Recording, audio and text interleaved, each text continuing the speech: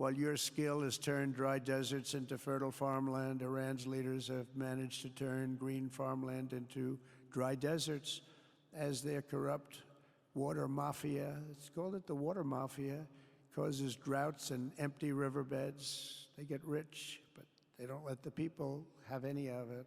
And then, of course, there's the key difference at the root of it all.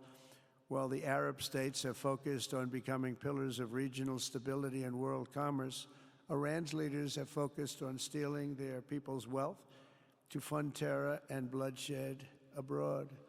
Most tragic of all, they have dragged down an entire region with them. Countless lives were lost in the Iranian effort to maintain a crumbling regime in Syria. Look at what happened with Syria. In Lebanon, their Hezbollah proxies have pillaged the hopes of a nation whose capital, Beirut, was once called the Paris of the Middle East. Can you imagine?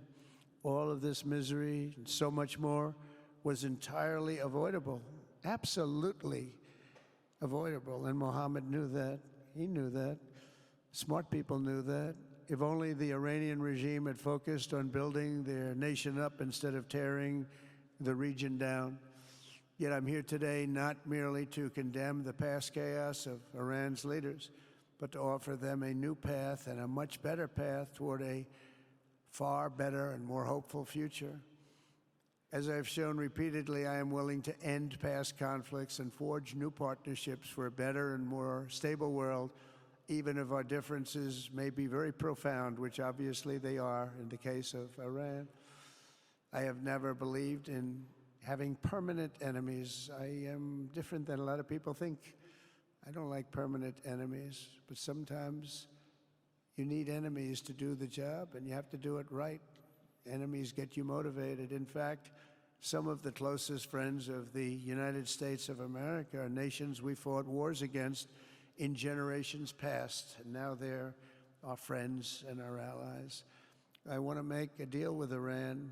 If I can make a deal with Iran, I'll be very happy if we're going to make your region and the world a safer place. But if Iran's leadership rejects this olive branch and continues to attack their neighbors, then we will have no choice but to inflict massive maximum pressure, drive Iranian oil exports to zero like I did before.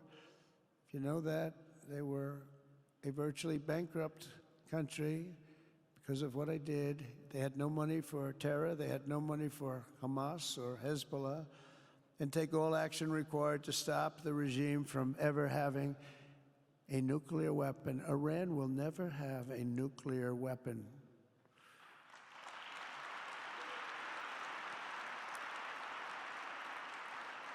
But with that said, Iran can have a much brighter future, but will never allow America and its allies to be threatened with terrorism or nuclear attack.